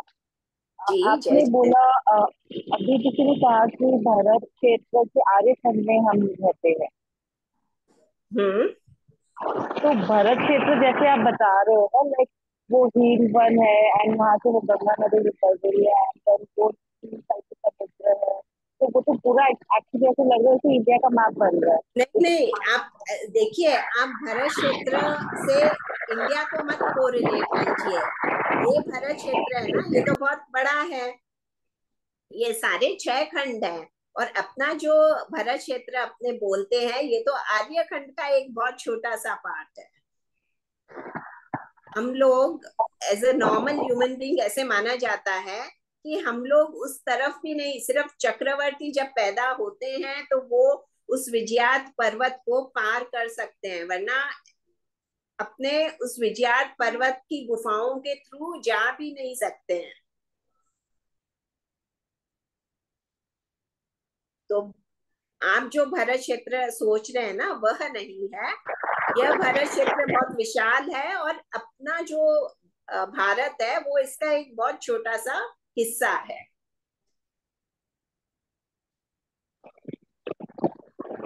सच में बहुत ही छोटा सा हिस्सा है ये। जी। बिल्कुल। और किसी का कोई क्वेश्चन हो तो प्लीज। गरिमा जी, कितना समय है हमारे पास क्वेश्चन आंसर्स लेने का? क्वेश्चंस अगर हैं तो हम एक आध ले सकते हैं अभी क्वेश्चंस, नहीं तो हम क्विज की और आगे बढ़ते हैं। अच्छा रंजना जी, मेरा एक छोटा सा सवाल था। जी। एक आपने जो राउंड मैप्स वगैरह दिखाया था ना, तो उसमें पहले लिखा था कि ये ईस्ट टू वेस्ट है जो क्षेत्र सारे, बट जो मैप आया उसमें मुझे दिखा कि ज्यादातर नॉर्थ टू साउथ चल रहा है, जो 1 2 4 ऐसे जो आए। नहीं नहीं, वो तो अपनी काउंटिंग है, वो तो अपने काउंट कर रहे हैं ना।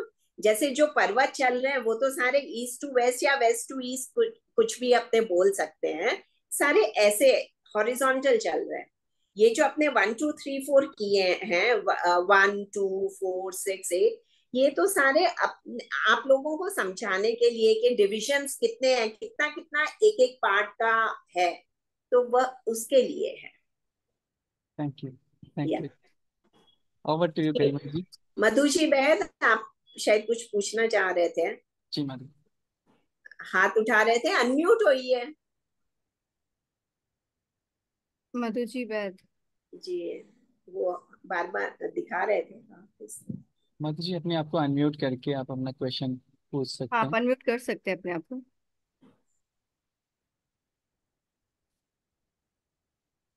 शायद नहीं हो पा रहा है उनका, ठीक। ठीक है, कोई बात नहीं। तो हम क्विज की ओर बढ़ते हैं। रंजना जी, एक क्वेश्चन मुझे पूछना था। जैसे ये चीज बहुत इंटरेस्टिंग लग रही है, जानना भी मैं ये चाहते हैं, पूछना चाहती पर हूँ कि आप एक एक कौन सी बुक इसकी से ना जाना मतलब कोई बुक है जो हम फॉलो कर सकते हैं, like एकदम बेसिक चीज को जानने के लिए, मतलब जिसे कोई भी आइडिया नहीं हो उसके लिए कोई बिगनर्स टाइप की बुक है? हाँ, मतलब आप कॉस्मोलॉजी रिलेटेड।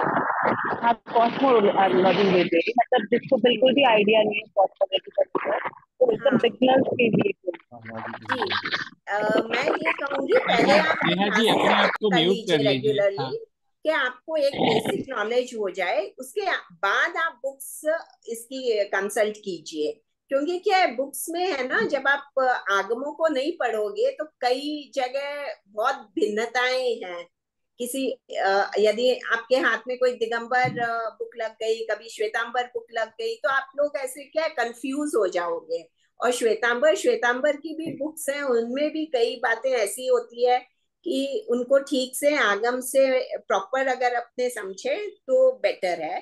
तो आप पहले ये क्लासेस कीजिए, उसके बाद आप बुक्स रेफर कीजिए। ठीक है नेहा जी। जी। हाँ हाँ मधु जी। जी। मधु मधु जी, अब अनम्यूट कर अपना रही है बार क्वेश्चन। बार। नहीं, वो अनम्यूट है। मैं ये पूछना चाहती हूँ, आप कौन से नक्शे के लिए कौन सी बुक रेफर करते हैं? नक्शे के लिए हाँ। ये तो ऐसे कई ऑनलाइन में भी हैं, और ऐसे कई तो हम लोग ड्रॉ कर लेते हैं, जैसे कई चीजें तो खुद की ड्रॉ की हुई है। और मेरे पास कई। ये बुक है, कौन सी है? ब्यावर की। हाँ ब्यावर की पब्लिश्ड है, आलोक में लो। हाँ, तो वो आप रेफर कर सकते हैं फोटोज के लिए। जो आपने बताया सब है इसमें। हाँ, वो आप उसमें कर सकते हैं, वो बहुत बुक्स में है, ऑनलाइन भी आपको काफी मटेरियल इनके मिल जाते हैं।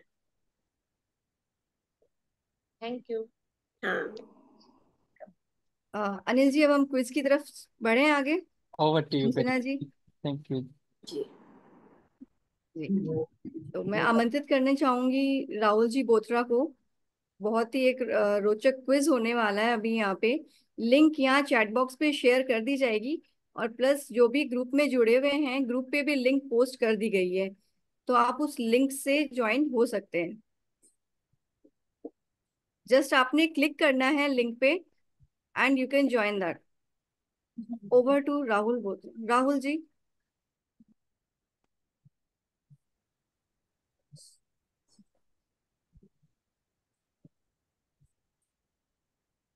जय जिनेन्द्र सिंह।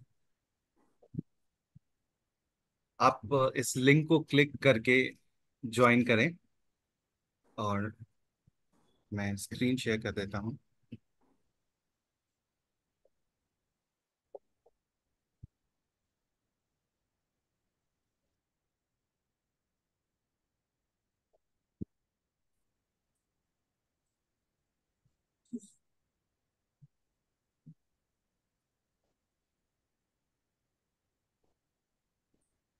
बहुत ही सिंपल रूल्स हमने रखे हैं। आप अपना नाम और मोबाइल नंबर के साथ ज्वाइन करें। इस क्यूआर कोड को स्कैन करके भी आप ज्वाइन कर सकते हैं। सिर्फ 10 क्वेश्चंस हैं आज के सेशन के ऊपर, लेकिन मार्किंग्स अलग अलग, डिफरेंशियल मार्किंग्स। जो जल्दी आंसर करेगा उसको ज़्यादा मार्क्स मिलेंगे और हमारे 3 डिस्टिंक्टिव प्लेयर को हम रिकॉग्नाइज करेंगे। 18 पार्टिसिपेंट जुड़ चुके हैं। हमारे पास 37 पार्टिसिपेंट्स हैं अभी भी यहाँ पे जूम पे। सो आई रिक्वेस्ट सभी प्लीज ज्वाइन करें। नेटवर्क का अगर किसी का कुछ इशू रहता है तो प्लीज नेटवर्क वाली एरिया में चले जाएं, बिकॉज इंटरनेट बेस्ड गेम है ये। तो नेटवर्क के लिए आपको नेटवर्क वाली एरिया में जाना पड़ेगा। अगर किसी का नेटवर्क का इशू है तो वो प्लीज खिड़की के पास या गेट के पास चले जाएं, जहां बेटर नेटवर्क आ रहा हो वहां चले जाएं। और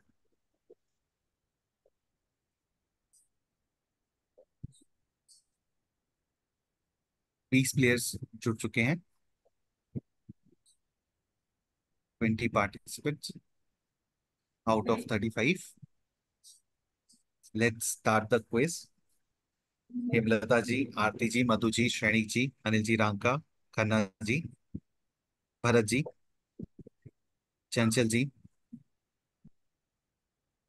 20 प्लेयर्स जुड़ चुके हैं। तो बोलो बोलो, ये क्विज क्या खाली बोलना, इमोजी की करना करना। बोलो जी, वो इसमें खाली कर। क्यूआर कोड को स्कैन करके भी जुड़ सकते हैं। लिंक व्हाट्सएप पे आया हुआ है, उसको क्लिक करके भी जुड़ सकते हैं। बोलो आधार कार्ड ओरिजिनल सब फाइल में रख दो ना। तो मैं क्विज स्टार्ट करता हूं। पहला क्वेश्चन आपकी स्क्रीन पे।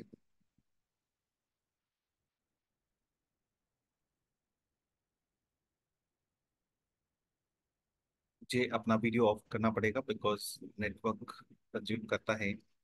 जी, पहला क्वेश्चन। मध्यलोक के असंख्य द्वीप समुद्रों के बीचों बीच स्थित सबसे छोटे द्वीप का नाम क्या है? सूर्य द्वीप, पुष्कर द्वीप, जम्बू द्वीप, धातकी खंड। करेक्ट आंसर जम्बू द्वीप। 12 पार्टिसिपेंट्स ने करेक्टली आंसर किया। और नेक्स्ट क्वेश्चन। जम्बू द्वीप का पूर्व से पश्चिम और उत्तर से दक्षिण विस्तार कितना है? 1 लाख योजन, 3 लाख योजन, 5 लाख योजन, 7 लाख योजन। जम्बू द्वीप का पूर्व से पश्चिम या उत्तर से दक्षिण विस्तार 1 लाख योजन का है। हमारे सारे पार्टिसिपेंट्स ने इसको करेक्टली आंसर किया। ओम अरम सबके लिए। और लीडरशिप बोर्ड, टॉप पोजीशन पे निकिता जी, बेला जी और Aarti ji on first, second and third position. हम क्विकली अगले क्वेश्चन पे मूव करते हैं। Next question. जम्बू द्वीप में कितने वर्षधर पर्वत हैं? 8, 10, 3, 6।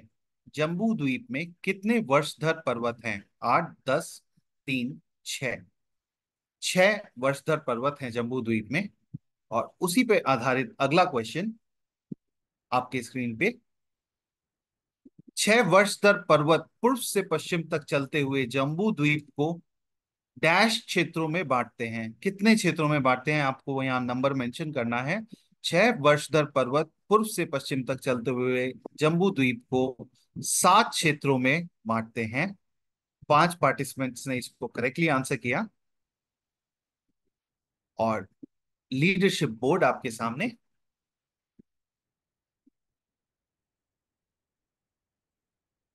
निकिता जी, अमन जी और Hemlata ji on first second third position. Bharat भैया आप सिर्फ एक पॉइंट पीछे हैं। नॉर्थ जोन के सेक्रेटरी भरत जी हमारे साथ खेल रहे हैं साथ में। और अगला क्वेश्चन, जम्बू द्वीप के बिल्कुल मध्य में क्या है? मेरू पर्वत, पद्मद्रह, गंगा नदी, सूर्य चंद्र। जम्बू द्वीप के बिल्कुल मध्य में क्या है? मेरू पर्वत, पद्मद्रह, गंगा नदी, सूर्य चंद्र। करेक्ट आंसर मेरू पर्वत। 14 पार्टिसिपेंट्स ने करेक्टली आंसर किया। और अगला क्वेश्चन, भरत क्षेत्र का आकार कैसा है? गोलाकार, आयताकार, त्रिभुजाकार, अर्धचंद्राकार।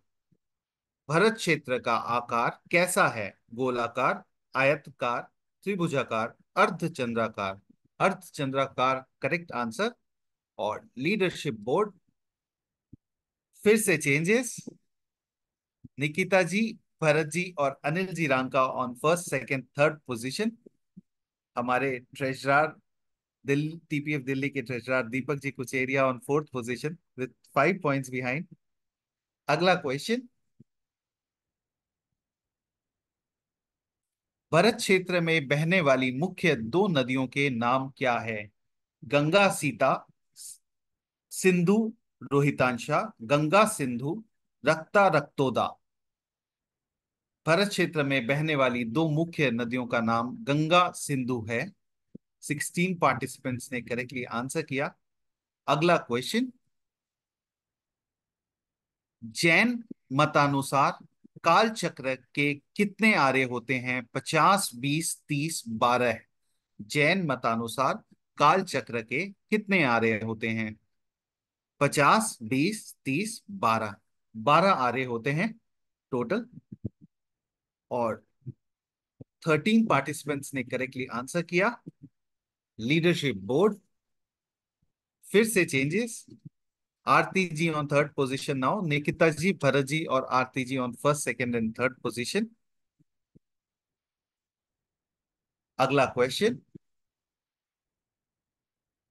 काल परिवर्तन जम्बू द्वीप के कौन से क्षेत्र में होता है? उत्तर कुरु देवकुरु, भरत एरावत, हेमवय हिरण्यवय, हरिवय रम्यकवश। भरत एरावत करेक्ट आंसर है। 11 पार्टिसिपेंट्स ने करेक्टली आंसर किया। कुछ पार्टिसिपेंट्स शायद आंसर कर नहीं पाए। यहाँ पे आपको नेटवर्क वाली एरिया में रहना बहुत जरूरी है इस गेम के दौरान। हम लीडरशिप बोर्ड पे चलते हैं। उससे पहले 10th क्वेश्चन, भरत क्षेत्र के कितने खंड हैं? 7, 3, 20, 6। भरत क्षेत्र के कितने खंड हैं? 7, 3, 20, 6। करेक्ट आंसर है 6। 11 पार्टिसिपेंट्स ने करेक्टली आंसर किया। और लीडरशिप बोर्ड आपके सामने। फिर से changes. Aarti ji on top position now. Aarti ji, Bharat ji और Deepak ji on first second and third position. अगला क्वेश्चन बोनस क्वेश्चन, 250 मार्क्स का क्वेश्चन है। आपको करेक्टली आंसर करना है। क्वेश्चन आपके स्क्रीन पे।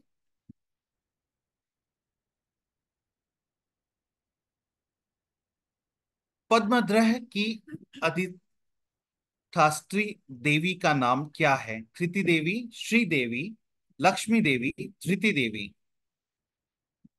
श्री देवी करेक्ट आंसर है। 12 पार्टिसिपेंट्स ने करेक्टली आंसर किया। और लीडरशिप बोर्ड अब आपके सामने आने वाला है। कुछ थम्स अप वगैरह अगर मिल जाते तो हम लीडरशिप बोर्ड ले आते। आपको क्या लगता है आज क्विज को किसने टॉप किया होगा? अगर कोई बताना चाहे यहाँ पे तो प्लीज। क्या लगता है किसने टॉप किया? निकिता। निकिता जी ने। ओके, तो हम लीडरशिप बोर्ड की तरफ बढ़ते हैं, देखते हैं।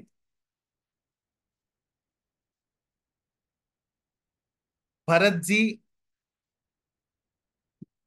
On top position now 170 points इस क्वेश्चन में लेके वो 748 पॉइंट से लीड कर रहे हैं। निकिता जी सेकंड पोजीशन पे, दीपक जी कुचेरिया भी सेकंड पोजीशन पे, एग्जैक्ट 743 पॉइंट्स, और Chanchal ji on third position with 688 points. Congratulations to all. Over to Over to you, you, Garima ji. Garima ji. Congratulations everyone. Bharat ji बहुत अच्छे खेले।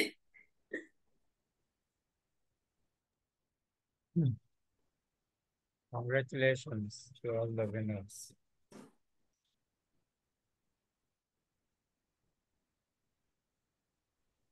आवाज आ रही है मेरी? भरत भैया ने तो पूरा गेम चेंज कर दिया लास्ट मोमेंट पे। निकिता जी भी बहुत अच्छे से आंसर कर रहे थे। बिल्कुल बिल्कुल एकदम, सबने बहुत अच्छे से ही खेला ये गेम। बहुत अच्छा था आपका ये सेशन भी रंजना जी, थैंक यू वेरी मच। मैं आमंत्रित करना चाहूंगी हमारे ट्रेजरर दीपक जी कुचेरिया को वोट ऑफ थैंक्स के लिए। दीपक जी। जय जिनेंद्र सभी को।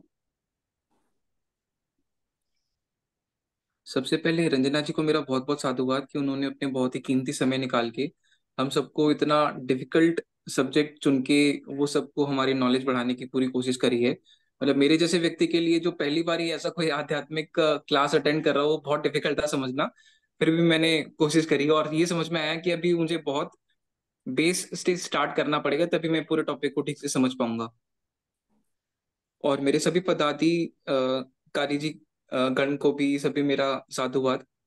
राजेश भैया, कविता जी, अपने नॉर्थ जोन के प्रेसिडेंट विजय विजय अंकल, भरत जी, और मेरी पूरी टीम, अनिल जी, गरिमा जी, राहुल जी, सभी को मेरा बहुत बहुत साधुवाद कि सबने इस पूरे प्रोग्राम को सक्सेसफुल बनाया।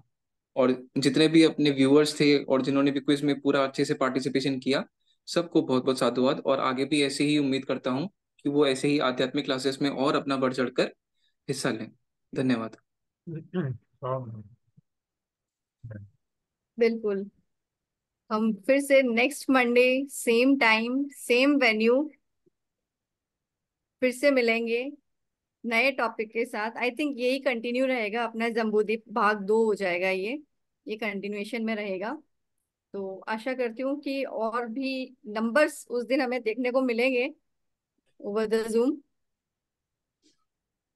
और ग्रुप में मैं भी 15 to 20 मिनट्स ओपन कर रही हूँ, सो दैट आप अपनी कोई भी क्वेरीज है या फीडबैक है तो आप उसमें पोस्ट कर सकते हैं, शेयर कर सकते हैं।